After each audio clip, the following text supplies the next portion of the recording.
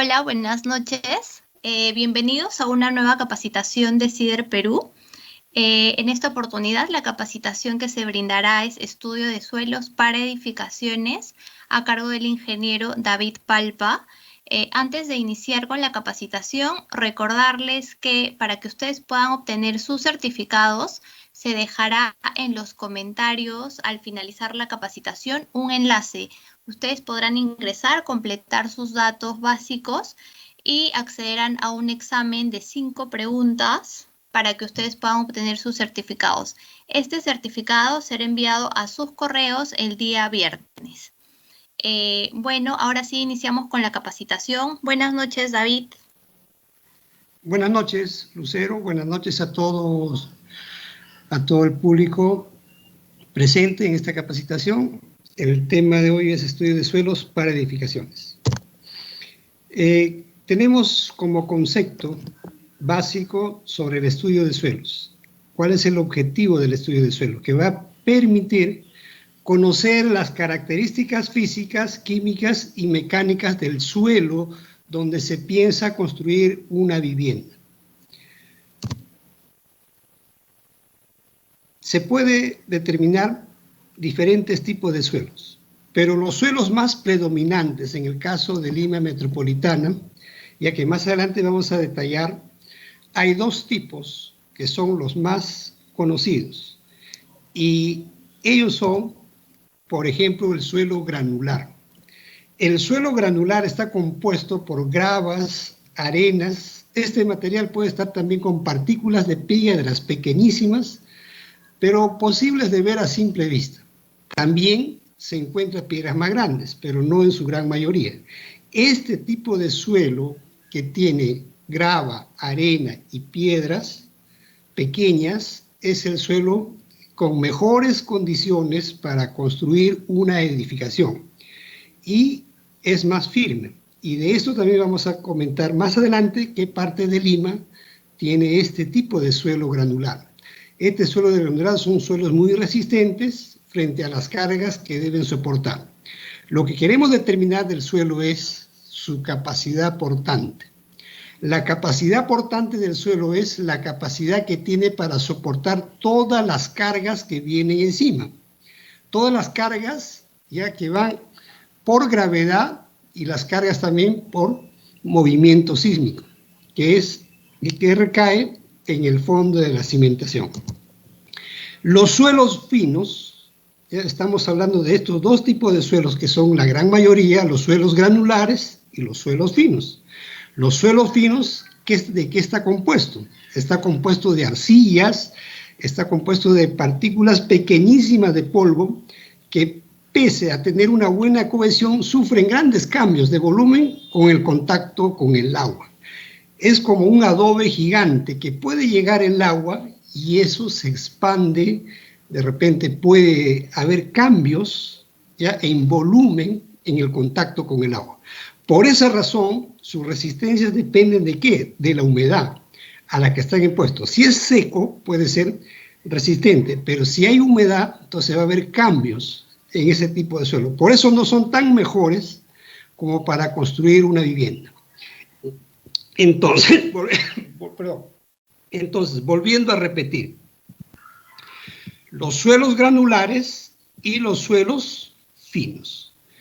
Ya tengan en cuenta bien claro estos dos conceptos, porque como ya dijo Lucero hace un momento, en esta capacitación se va a certificar y se va a dar un documento que ustedes han sido capacitados y para el cual ustedes tienen que estar atentos y tomar nota, y porque va a haber un examen, unas preguntas de todo lo que se está explicando para entregarles su certificación. Muy bien, entonces tenemos los suelos granulares y los suelos finos. El suelo arenoso. El suelo arenoso es en algunas zonas de Lima también hay este tipo de suelo. En este caso es pura arena y esa arena es porosa. Todos los tipos de suelos debido a la frecuente necesidad de agua y tiene una velocidad con que se seca por su alta porosidad. El suelo arenoso es poroso. El suelo arenoso tiene ya una velocidad que se seca rápidamente por su alta porosidad. También tenemos un suelo limoso, donde es muy compacto, sí, el limo es un tipo de material muy fino que ha llevado a un lugar a través de los ríos, eso llega a través de los ríos, arrastrado por el viento y las lluvias, y hay algunas zonas que tienen este tipo de suelo. Va a haber un suelo también con alto limo, y eso generalmente por la ribera de los ríos, por la zona donde han caído los huaicos, es un sedimento clástico, incoherente, ¿no? Transportado por suspensión de los ríos, el viento, y este también se presenta en algunas zonas de Lima. También por el cono oeste también vamos a tener muchos suelos arcillosos, en el caso de Huachipa, la zona, ¿no? de Cajamarquilla, tenemos una gran predominación de la arcilla. Todas estas partículas ya es un conjunto de minerales muy pequeños, igual es un suelo, cuando llega la humedad, ese suelo se puede expandir, puede cambiar su volumen, por eso es un suelo que debe tener menos contacto con la humedad para no alterar su conformación física. Bueno, entonces, para ver todos esos tipos de suelos se tiene que hacer un estudio. ¿Y quién es la persona indicada que tiene que hacer el estudio?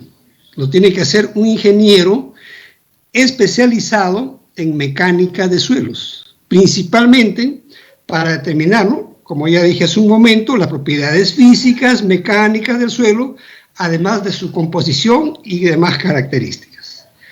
Básicamente, este estudio se conforma de 3 etapas: el trabajo de campo, el trabajo de laboratorio y luego se presenta un informe. Ese informe tiene que ser parte del expediente técnico de esa edificación. El trabajo de campo. En el terreno donde se va a hacer el estudio de suelos, se tiene que sacar muestras. Y esas muestras se tienen que sacar de unos agujeros llamados calicatas, pero de las zonas más representativas del área donde se va a hacer el estudio. Tiene que ser representativo, no se puede sacar de una sola parte, no, sino de todas las partes que involucran, ¿no?, a ese terreno. Generalmente a veces se hace 4, 6, 8, dependiendo del área, dependiendo de la rigurosidad del estudio, y esto, ¿quién lo determina? Lo determina el ingeniero especialista en mecánica de suelos. Entonces, se hace el trabajo de campo, luego se hace el trabajo de laboratorio. En el laboratorio se va a analizar las muestras tomadas de las calicatas, determinando finalmente en un informe. Y ese informe debe concluir en características físicas, mecánicas y adicionalmente las químicas, y cerrar esto con una capacidad portante.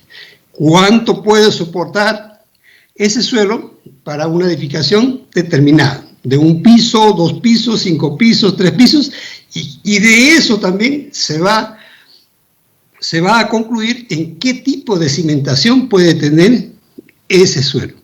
De repente esa edificación va a tener una cimentación profunda, una cimentación ensanchada, dependiendo también si va a tener placas, si se va a hacer una cimentación de repente profunda o una cimentación superficial. Todo va a depender de este estudio, con la finalidad de garantizar que esa edificación se asiente bien y tenga una buena cimentación. Muy bien, tenemos algunos ejemplos ya con algunas edificaciones colapsadas por problemas de los suelos. Se presentan estos problemas a veces porque los suelos tienen unas fallas por expansión. En este caso se ve una foto del Centro de Salud San Antonio de Moquegua. Vemos ahí que se está asentando. Hay un asentamiento y la rajadura va de la esquina hacia los extremos de las paredes, y eso significa que hay una falla porque el suelo a veces se expande, el suelo cambia su forma, y a veces, ¿por qué? Porque uno de ellos se está asentando, otro de ellos se está compactando, porque está soportando toda la carga que viene encima. Esa carga que viene encima empuja hacia abajo. ¿Por qué hacia abajo? Por gravedad, son cargas por gravedad. No hubo ningún movimiento sísmico, pero se presentó esa rajadura. Y esa rajadura, ¿por qué se presenta? Se presenta a veces por carga por gravedad. Dice, mi casa se está rajando, hay una falla acá, hay una rajadura acá, pero no hubo movimiento sísmico. ¿Y eso a qué se debe? Se debe principalmente a las cargas y los esfuerzos que van hacia abajo. Son cargas por gravedad, el peso. Hay una fuerza de gravedad, el peso se va asentando. Ustedes saben que el metro cúbico de concreto son casi aproximadamente 2.400 kilos. Y a veces en una edificación tenemos muchos metros cúbicos de concreto que se va asentando, y si el suelo no está bien, no tiene una buena densidad, no tiene un buen soporte en cuanto a las cargas que van a ir encima de ese terreno, entonces su capacidad aportante de ese terreno no va a ser buena. Tenemos otro problema en las edificaciones. Por ejemplo, las fallas, también por expansión, como se ve acá en la figura, de un edificio multifamiliar en San Antonio de Moquegua. Fíjense la rajadura cómo se presenta. La rajadura se presenta ya desde la ventana hacia los extremos, de la ventana hacia la pared, y eso termina para este lado, que es para un lado de la columna. ¿Y por qué? Y eso es por una falla también por expansión del suelo. Generalmente esas fallas de expansión del suelo se presentan en suelos arenosos, en suelos que no son firmes, en suelos que de repente tienen muchos finos. Los suelos ideales para la construcción son los suelos gravosos, esos suelos que tienen una combinación de finos, arena y piedras pequeñas. Entonces ese suelo granular es bueno, ya tiene buen soporte. Entonces el problema que se va presentando es porque a veces no se hace un buen estudio de suelos, y eso va a complicar.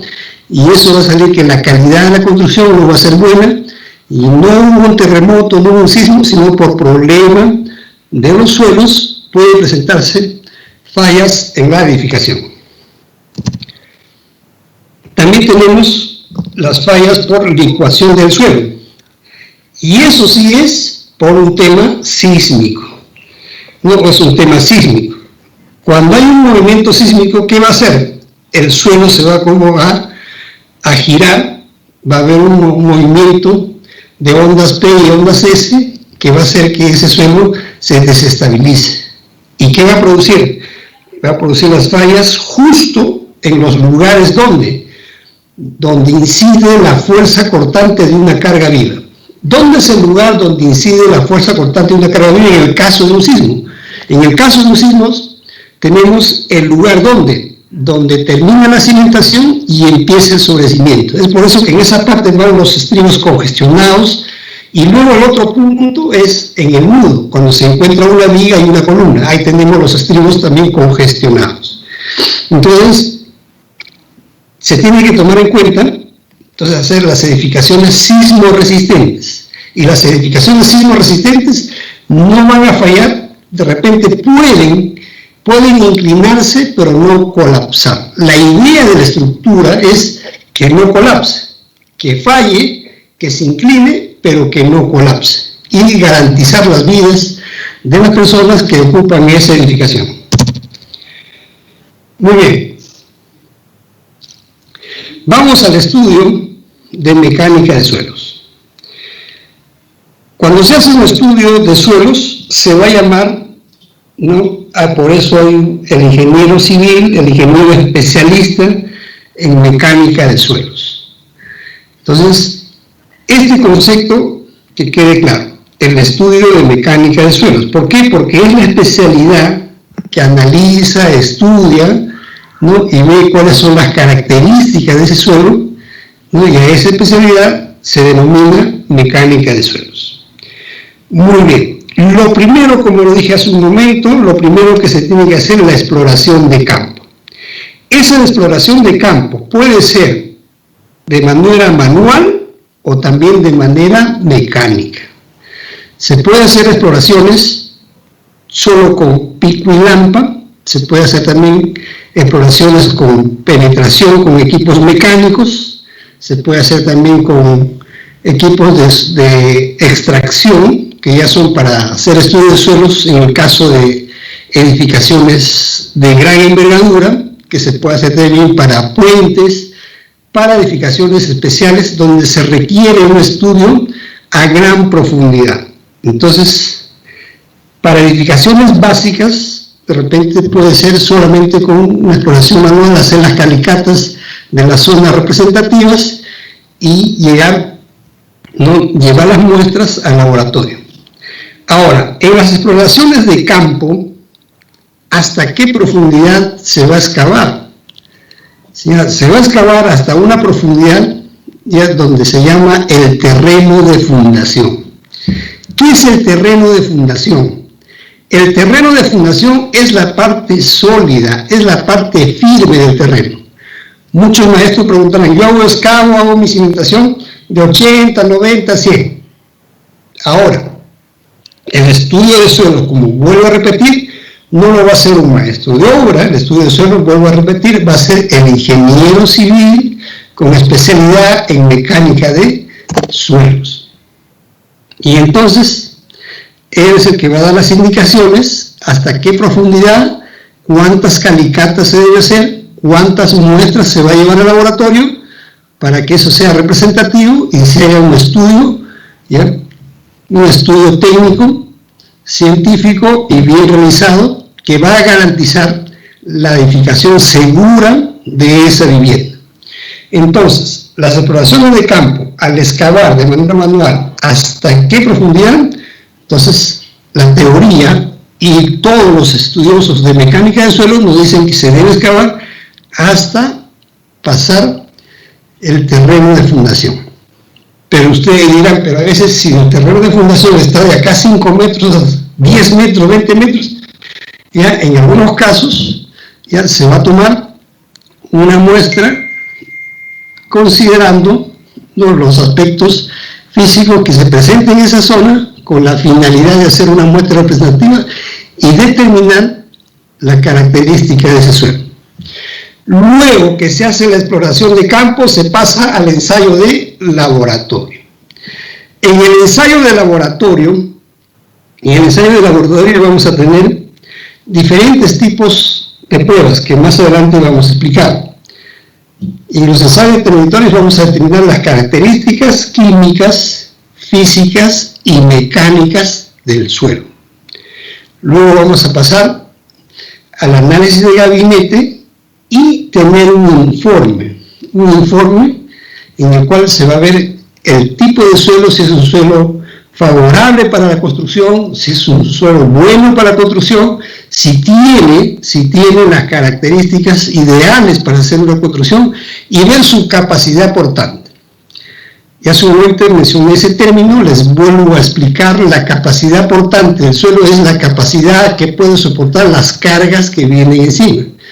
Si de repente su capacidad portante de un terreno arenoso no es tan bueno y ahí voy a hacer un edificio de 5 pisos, 8 pisos, de repente va a haber un asentamiento, se va a ir asentando, se va a ir hundiendo, ¿no? Y entonces va a haber fallas en esa edificación. Entonces, las condiciones estáticas de la edificación y las condiciones dinámicas de esa edificación nos van a determinar ya, y el tipo de suelo determinamos ya qué tipo de cimentación se va a realizar en esa edificación. Las condiciones estáticas de una edificación, ¿qué es? Son las cargas, los pesos, que van a actuar por las fuerzas de gravedad, en un momento estático, donde no hay un movimiento sísmico, donde no hay vientos fuertes. Entonces las condiciones estáticas son las cargas, los pesos que puede tener esa edificación. Y las condiciones dinámicas, ¿qué es? Que puede ser todo lo que se llama carga viva. En eso vamos a tener, por ejemplo, el movimiento sísmico, el viento, las personas que ocupan ese edificio, los muebles, ¿no? A veces se hace un revestimiento, se hace un acabado, se cambia. Entonces, ¿qué estoy haciendo? Estoy haciendo una cuestión dinámica, principalmente el tema sísmico.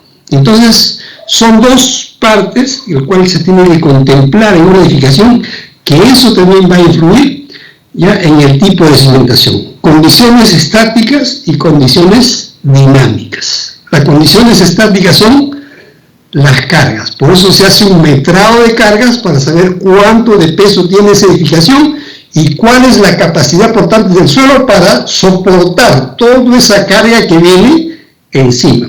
Entonces, las condiciones dinámicas de esa edificación son la carga viva. En términos simples hablamos condiciones estáticas, carga muerta, condiciones dinámicas, carga viva.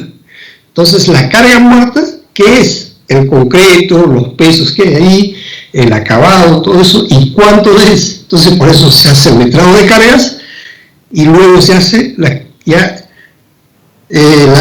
condiciones dinámicas, viendo el índice sísmico, cuánto se presenta, cuál es la fuerza que va a haber, y entonces todo ello ya se suma para tener en cuenta qué tipo de edificación, cuánto va a ser la profundidad y qué tipo de cimentación. Muy bien. Entonces tenemos para eso, de todo eso, vuelvo a repetir, se va a diseñar la cimentación, se va a diseñar el pavimento, se va a diseñar los taludes, se va a diseñar las instalaciones sanitarias de agua y alcantarillado, cualquier combinación de las 4 opciones anteriores. Muy bien. Los aspectos generales. ¿En qué tipo de edificaciones es obligatorio el estudio de mecánica de suelos? En edificaciones como colegios, universidades, hospitales, clínicas, bomberos, estadios, cárceles, tanques de agua, reservorios, centrales telefónicas, subestaciones eléctricas y otros. Entonces, en puentes, en edificaciones especiales, ahí es obligatorio, porque ese expediente es parte del expediente técnico y es donde figura como primera indicación técnica el estudio de mecánica de suelos ya para edificios de gran envergadura. Y es parte, y eso ya es obligatorio. ¿Por qué? Porque es la primera etapa para hacer el diseño, para diseñar esa edificación. Si yo no tengo sobre qué suelo se va a construir, como especialista en estructuras, no voy a poder diseñar qué tipo de estructura. Entonces tengo que tener ese dato del estudio de suelos. ¿Cuánto es su capacidad portante del suelo y qué características físicas, químicas y mecánicas tiene ese suelo para hacer el diseño de la cimentación? En edificaciones de 1 a 3 pisos, que ocupen de repente una vivienda básica, ya, si el área es más de 500 metros cuadrados, también hay que hacer de manera obligatoria el estudio de mecánica de suelos.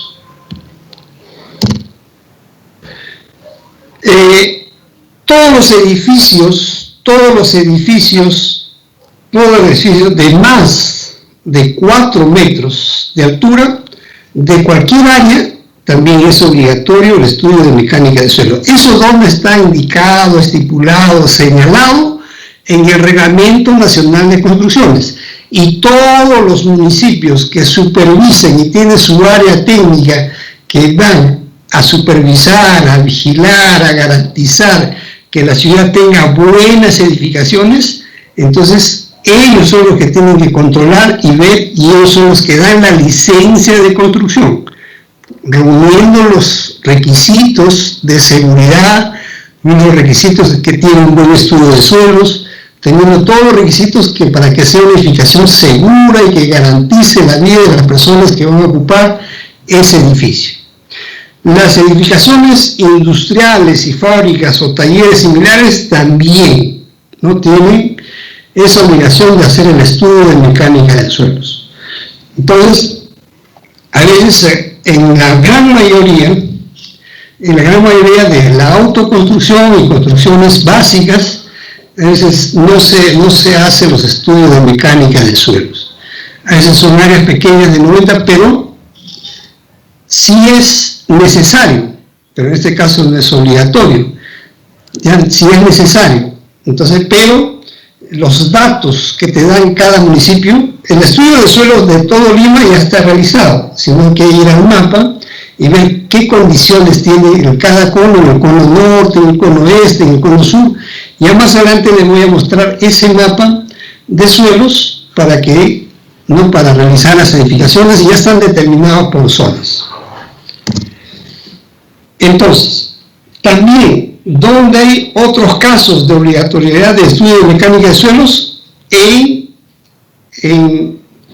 edificaciones que son instalaciones como paneles publicitarios, en una edificación de donde se va a usar pilotes, pilares o plateas de fundación, se tiene que hacer el estudio de mecánica de suelos. Entonces, el estudio de mecánica de suelos, vuelvo a repetir, es obligatorio en todos ese tipo de edificaciones que estoy mencionando. Hay casos, en el caso de que están cerca de la costanera, hay taludes de suelos que pueden ser un peligro por su estabilidad. Ahí se tienen que hacer muros de contención con alturas mayores a 2 metros y cercos perimétricos ubicados dentro del terreno, ya que no tengan estudio de mecánica de suelos. Hay puentes, hay obras especiales, y a donde sí es obligatorio el estudio de mecánica de suelos. Casos donde donde es obligatorio. Entonces, los lugares con condiciones de sedimentación conocida, ya cuando los suelos son uniformes, tanto vertical como horizontal, y sin problemas especiales, en áreas techadas con plantas menores a 500 metros cuadrados, la altura de hasta 3 pisos y sin sótano, entonces el profesional responsable pondrá a asumir valores de presión admisible del suelo, profundidad de cimentación y cualquier otra consideración a la mecánica de suelos. Entonces, todo eso tiene que estar basado en investigación en 3 puntos de exploración con profundidad mínima de 3 metros. Algunos ejemplos. Suelos de Lima Metropolitana. Los suelos de Lima Metropolitana ya está mapeado, hay muchos estudios que se han realizado, ya está determinado, sabemos que es importante este estudio, y también debemos tener en cuenta que la zona de Lima Metropolitana y esta zona del centro del Perú, ya en cuanto a la costa, tenemos ahí un silencio sísmico aproximadamente de más de 270 años. Y ese silencio sísmico nos obliga a que debemos construir de manera segura. Tenemos en este mapa que es de microzonificación sísmica. ¿No? Ahí tenemos ya los perfiles de suelos de Lima. El de color verde, son las zonas de afloramiento de roca con diferentes grados de fracturación, depósitos de grava y arena de compacidad densa a muy densa, depósitos de limos y arcillas de consistencia rígida a muy rígida.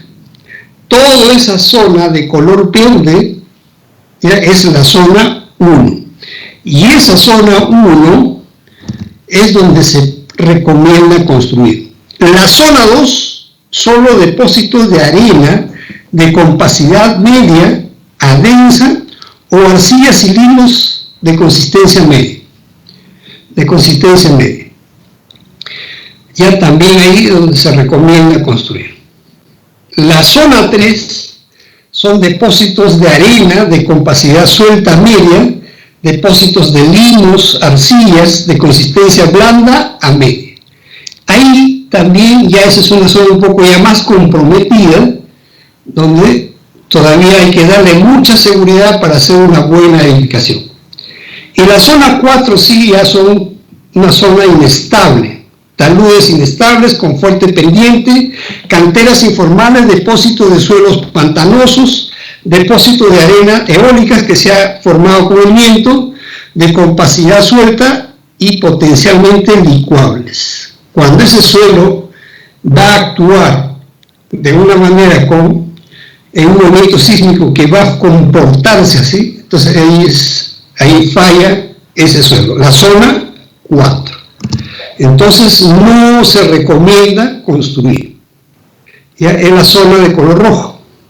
Y vamos a tener una zona 5, y esa zona 5 ya son los depósitos de escombros, son rellenos, desechos antrópicos, donde en el interior de antiguas excavaciones mineras ya es una zona donde ya se prohíbe construir.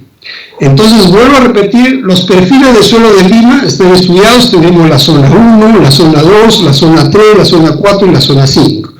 Esto está masificado, esta información. Ya en todos los municipios se encuentra esta información, en todas las áreas técnicas de todos los municipios del Lima Metropolitana se tiene esta información. Ya son estudios que se han realizado y tenemos ya ahí los perfiles de los suelos de Lima. La zona 1, la zona 2, la zona 3, la zona 4 y la zona 5. Muy bien. Vamos a ir analizando estos suelos ya en el caso, por ejemplo, de Villa El Salvador, de acuerdo al mapa de microzonificación sísmica.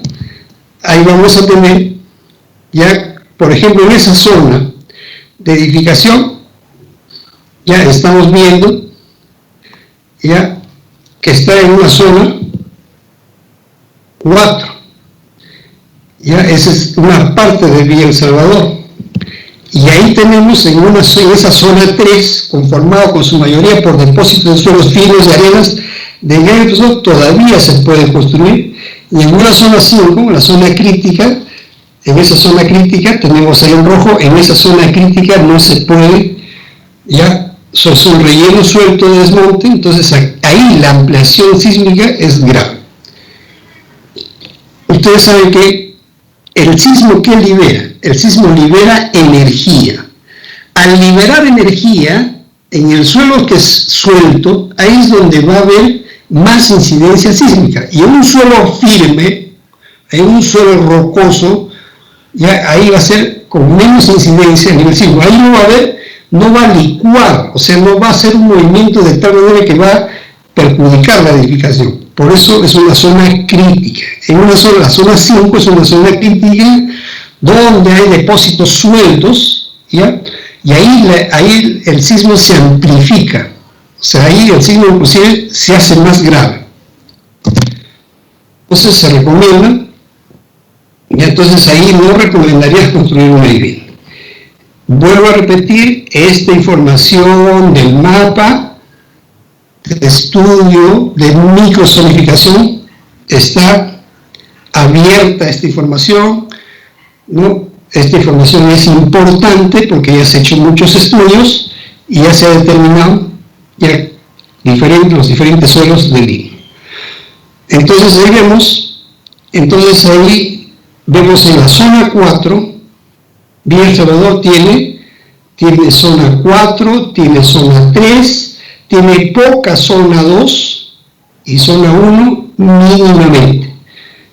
Y entonces tiene ahí, en Villa El Salvador hay varios perfiles hasta la zona 4, zona 1, zona 2, zona 3 y zona 4. Entonces debemos de analizar ese mapa de microzonificación sísmica, entonces para ver qué zona es más segura. Vamos a otro ejemplo, en el caso de la microzonificación, en el caso de Caraballo. En el caso de Caraballo vemos zona 1, también vemos ya la zona 2, la zona 3 y la zona 4.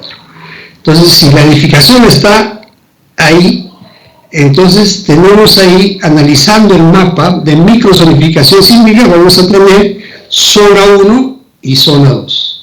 Zona 1 es el mejor suelo. Esta zona está conformada por afloramientos rocosos. Se puede construir con tranquilidad. Y también se tiene zona 2, terreno conformado por estrato superficial de suelos granulares, finos y arcillosos. El grado de amplificación sísmica es leve. El terreno no tiene que amplificar la energía sísmica.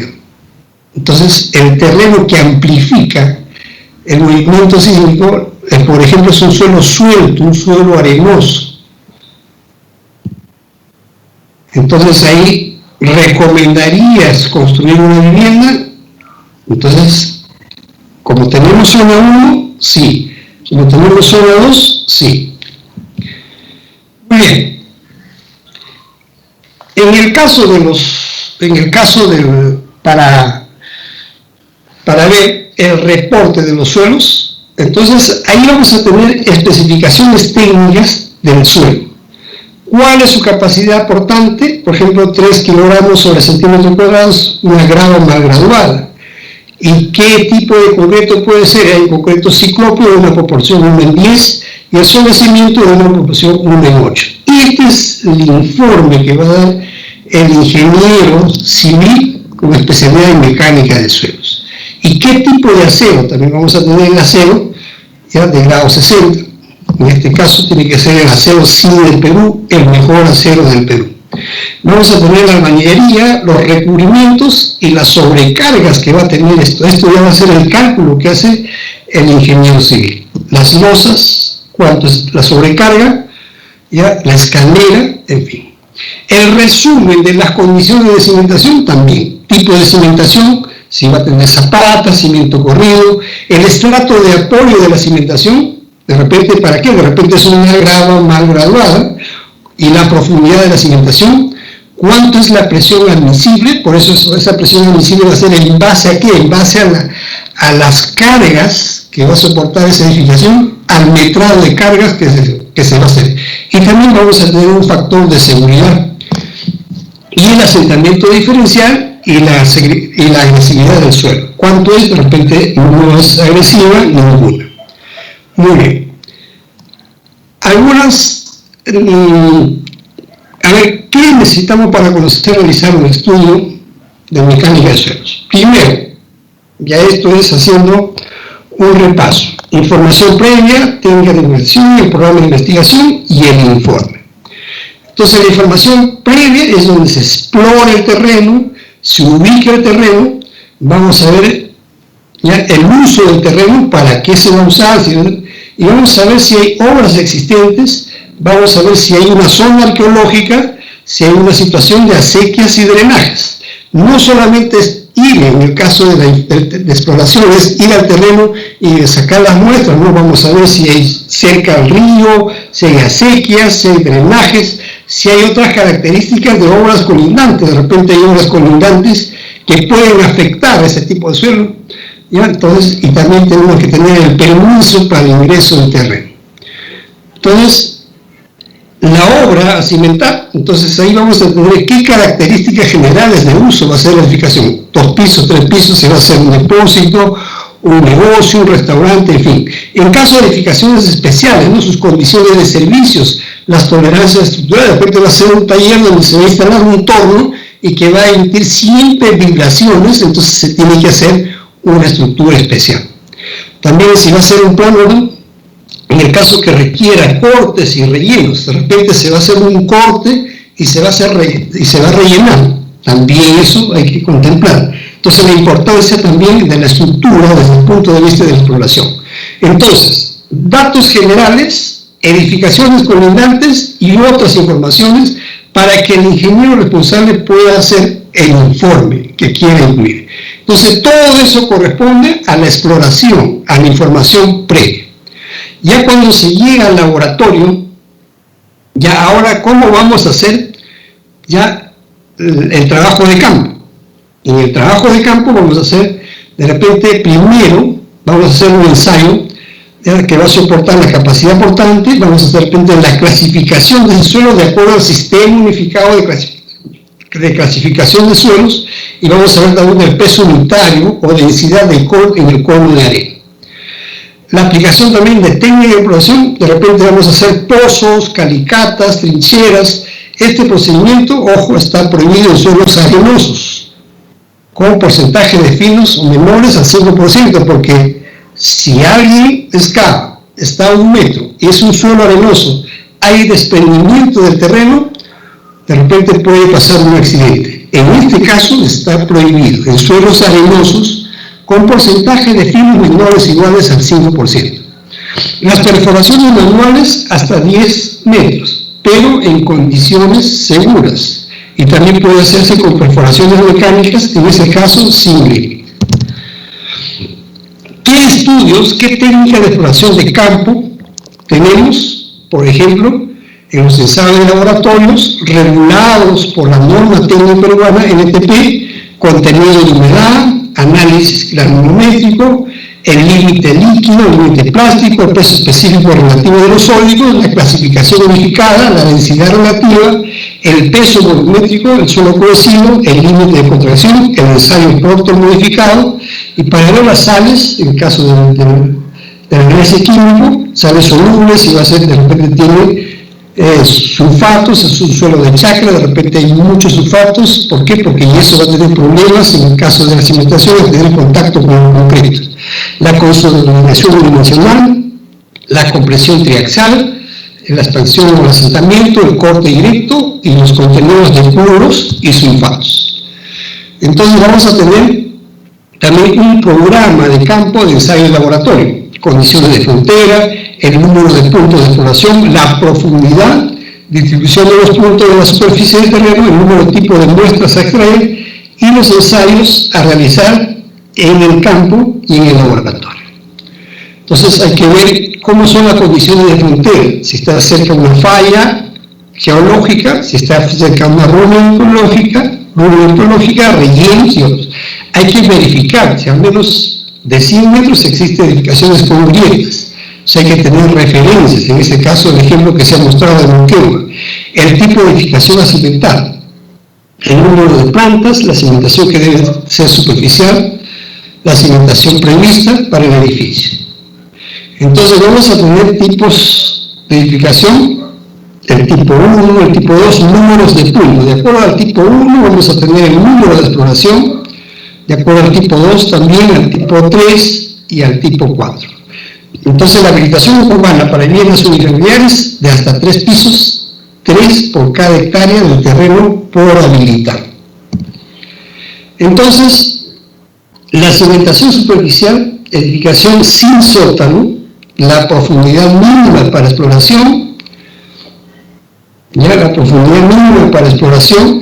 la distancia desde la superficie del terreno o desde el nivel del piso terminado hasta el fondo de la cimentación, la que resulte menor, y el Z, que es un coeficiente de 1.5, siendo B el ancho de la cimentación prevista de mayor área. Entonces vamos a tener ahí el primer piso, la cimentación superficial, edificio sin sótano en ventanilla, cuál es la profundidad mínima a explorar. Entonces vamos a tener un primer piso, ¿ya? Luego vamos a tener el Z y luego vamos a tener la profundidad, que es la suma, ¿no? Y ahí vamos a tener la profundidad de cimentación. 1.5 no mayor o igual a 0.8, el B 1.2 metros y el Z 1.5 por B. Y el resultado 1.5 vamos a tener 1.8. Esa es la profundidad de excavación. Y entonces, y vamos a tener ahí, sumando el 3.3 metros.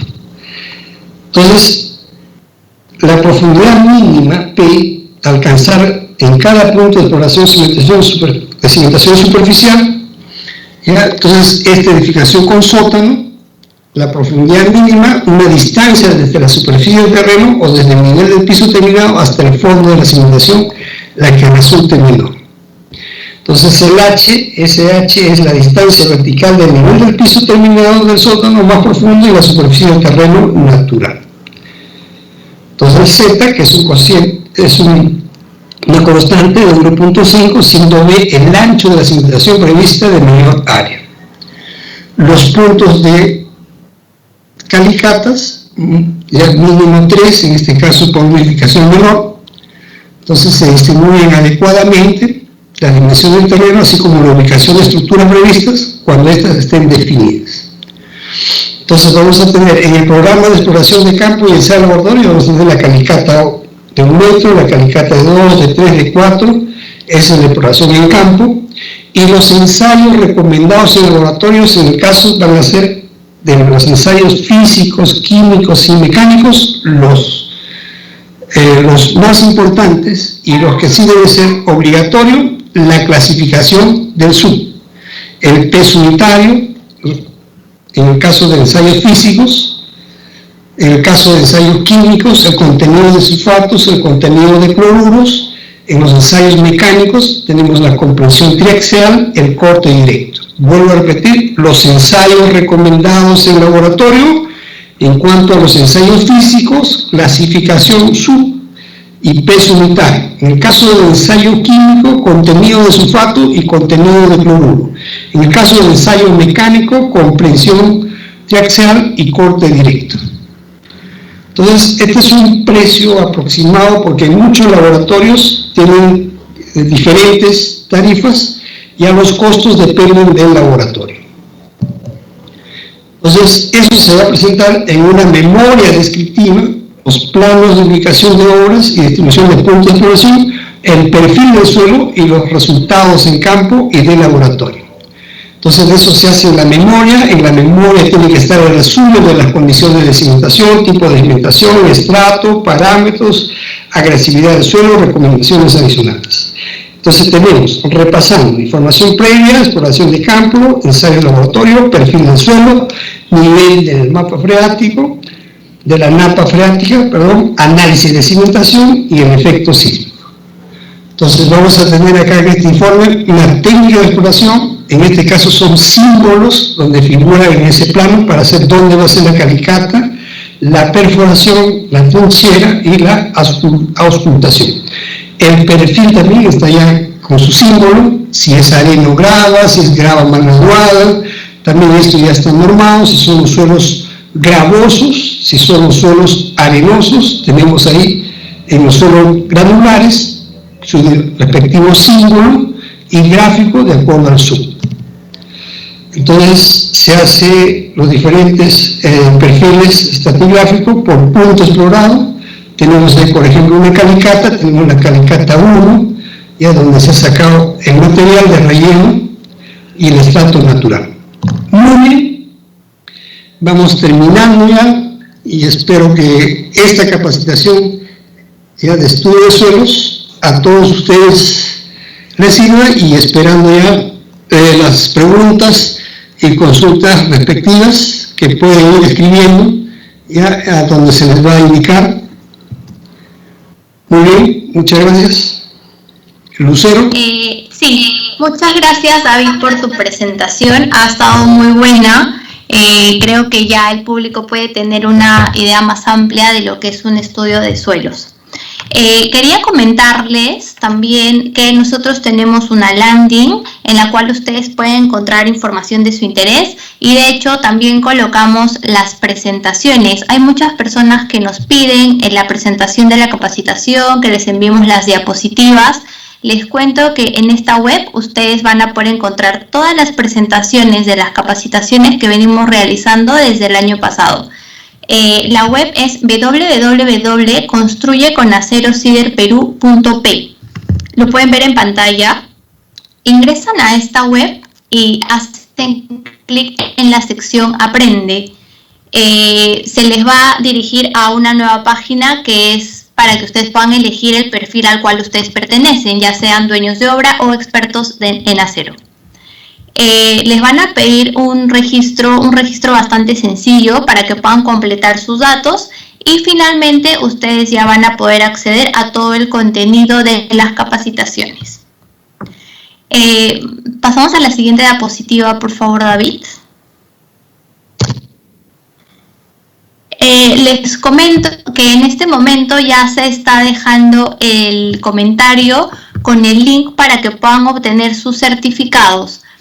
Pasamos a la siguiente diapositiva, por favor, David. Si todavía hay algunas personas que no saben cómo obtener sus certificados, como les comentaba, se está dejando un enlace en los comentarios de Facebook, en los comentarios de esta transmisión. Ustedes ingresan a este enlace y completan los datos solicitados. Es importante que coloquen sus datos correctos, nombres correctos, apellidos correctos, correo electrónico correcto, porque nosotros utilizamos estos datos, les va a salir la opción y van a completar las preguntas de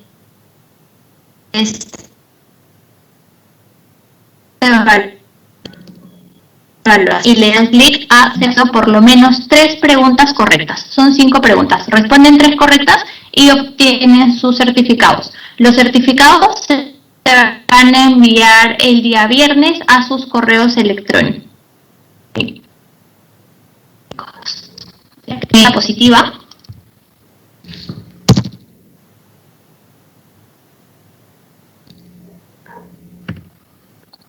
David. Sí, ya está ahí. Listo, perfecto. Bueno, hemos recibido muchas preguntas por parte de los participantes. Vamos a tratar de resolver algunas ahora y en el transcurso de la próxima semana se estará respondiendo en los comentarios todas sus preguntas técnicas. A ver, la primera pregunta es de Máximo Edilberto. Él quiere saber si un arquitecto puede hacer un estudio de suelos. Por favor, David, ¿nos ayudas con eso? No, salvo que tenga alguna especialidad o un estudio en mecánica de suelos. Si el arquitecto tiene una especialidad en mecánica de suelos, ¿ya? ¿Por qué? Porque tiene que firmar ese informe. Y ese informe es que le tiene que entregar al ingeniero estructuralista para que pueda diseñar las cimentaciones. Listo, muchas gracias. La siguiente pregunta es de Edgar Barzola. Él quiere saber si de alguna manera los datos de las construcciones contiguas a la obra que van a realizar podría ayudarles a tener una idea sobre el suelo de su edificación. Sí, son unas referencias que a veces el ingeniero civil tiene que ir viendo si las edificaciones colindantes presentan fallas. Ya es un indicador que ese terreno no es bueno, que ese suelo no es bueno, ¿ya? Y tener alguna referencia de eso, y eso le sirve como información, como datos y como referencia para tener en cuenta ya en el análisis de estudio de suelo. Listo, David, muchas gracias. La siguiente pregunta es de Mateo Lizana. Él quiere saber cuál es el perfil de suelo de la Sierra del Perú, de la zona de sierra. ¿Existe algún perfil de suelo exacto? O no sé, ¿nos puedes comentar sobre eso, por favor? Sí, en el caso de provincias, ya algunas zonas del país ya se han preocupado, más que nada los municipios, de hacer estudios ya de manera ya a nivel de gobierno local, que es el municipio, que hacen estudios. Y eso, ¿quién da? El maestro, el ingeniero, el arquitecto, el encargado de la obra puede ir a solicitar al municipio información, salvo que esos municipios de esas provincias no hayan realizado ninguna investigación, y entonces ahí sí tendrían que hacer ya un estudio de suelo, ya empezar de cero y hacer el estudio de suelo ya con el especialista, con el ingeniero civil, con especialidad en mecánica de suelos. Listo, perfecto. La siguiente pregunta es de Rosa Jesús. Es una pregunta que va bastante relacionada a la anterior. Nos pregunta si en San Martín, Tarapoto, existe algún estudio de suelos. Lo que tenemos son los estudios de suelos de las zonas donde ya han tenido diferente historial sísmico. Por eso a nivel nacional tenemos estudios generales, en el caso que es la costa, una zona 1, la zona de la sierra, la zona 2 y la zona de la selva, la zona 3. Pero es genérico, no es tan específico. Los estudios más específicos los tienen a veces los municipios de una zona local, de una zona que involucra a una determinada área, entonces ahí sí hay estudios, pero tendrían que las personas que van a construir acudir al municipio local y pedir la información. Vuelvo a repetir, pero ya tenemos 3 zonas bien marcadas, bien definidas, ya en el caso de la zona 1, que es el caso de la zona de la costa con alto nivel sísmico, en la zona 2, en la sierra, con un nivel sísmico medio, y la zona de la selva. Pero en la zona de la selva hay un punto, por la parte de San Martín, Tarapoto, esa parte es una zona bien crítica, que es como si fuera una zona 1. Por eso ahí hemos tenido bastantes eventos sísmicos ya que han comprometido esa zona. Perfecto, David, está claro.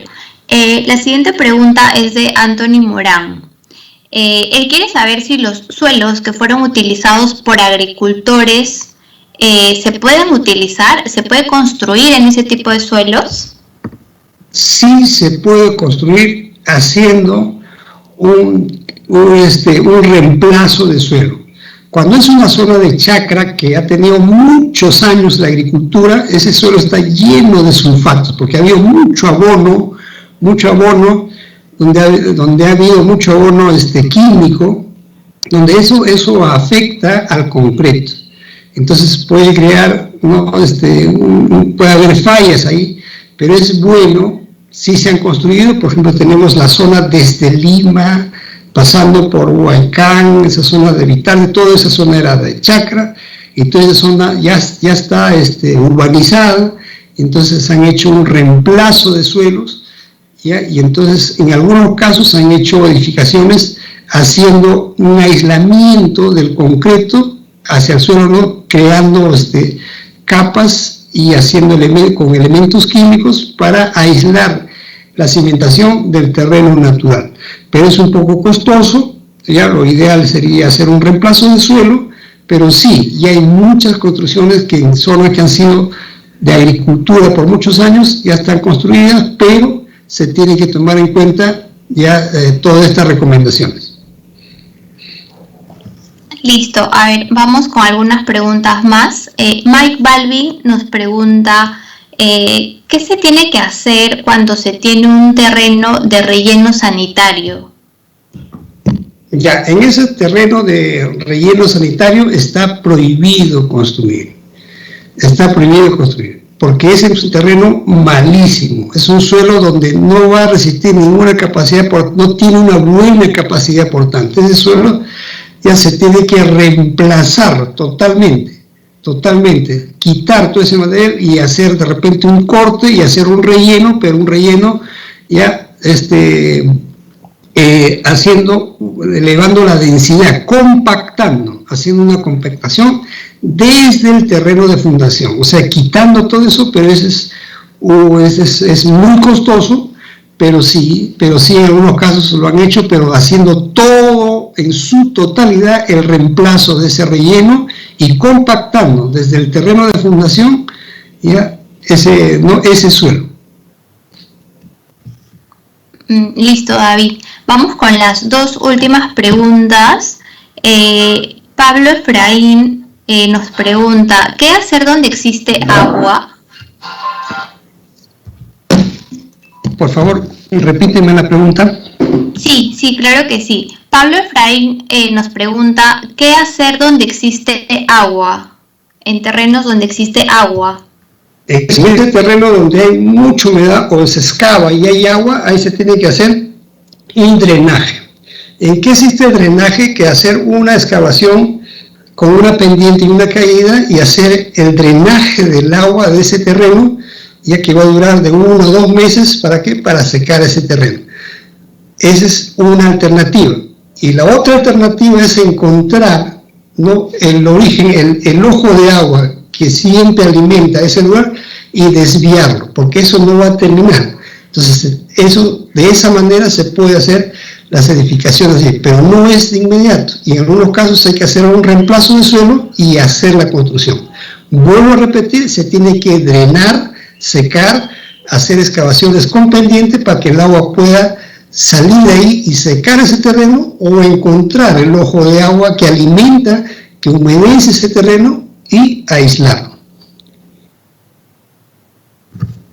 Listo, David, gracias. Vamos con la última pregunta de José Andrés Vázquez. Él quiere saber cuál es el tipo de suelo recomendable para hacer alguna edificación con sótanos. El suelo gravoso. El suelo gravoso es el suelo recomendable para hacer ese tipo de construcción. El suelo gravoso tiene una conformación de finos, arena y piedras pequeñas, o sea, tiene diversidad de suelos, ¿no? Entonces, eso es, ya en ese tipo de suelo sí se recomienda construir. Listo, quedó bastante claro. Hemos culminado con el tiempo de preguntas. Como les comenté, todas sus consultas van a ser respondidas en los comentarios en el transcurso de la siguiente semana. ¿Podemos ir a la última diapositiva, por favor, David?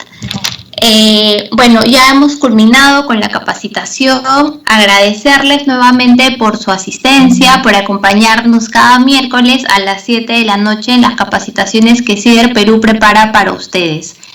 Muchas gracias, David, por tu participación. Ha sido bastante clara la explicación. Antes de retirarnos, recordarles que pueden visitarnos en nuestra página web www.ciderperu.com.p para que puedan encontrar información acerca de nuestros productos.